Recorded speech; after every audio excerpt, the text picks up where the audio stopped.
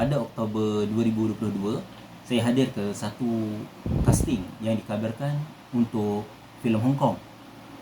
Tiba di lokasi, saya isi borang, kemudian mereka merakam video pengenalan diri saya. Selamat petang, nama saya Ahmad Murgiatno bin Ngadimun, atau anda boleh panggil saya dengan nama Yatno. Saya tinggal di Kuala Selangor.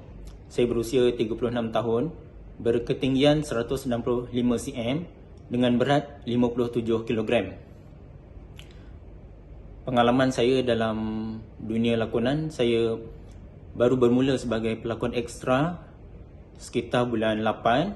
Sebelumnya sekitar bulan 6 saya melibatkan diri dalam dunia alih suara ataupun dubbing sebagai part ekstra juga.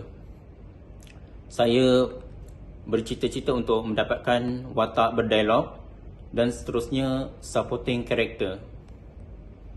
Sekian, terima kasih.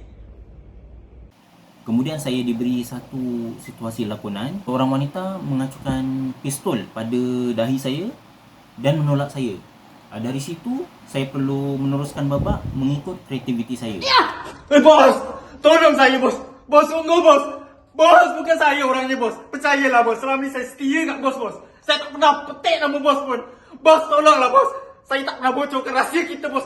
Bos, tentu orang lain, bos! Bukan saya, bos! Bos, saya debat nak jadi kat rumah, bos! Bos! Bos, tolong, bos!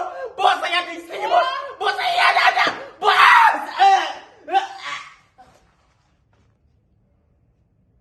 Tapi casting ni tak ada update. Hampir 2 tahun. Kemudian pada Ogos 2024, saya dipanggil untuk satu penggambaran. Ternyata penggambaran yang dibuat tak sama dengan casting pistol yang saya lakukan sebelumnya. Dari situ saya sedar tak semestinya adegan pada penggambaran adalah sama dengan casting yang kita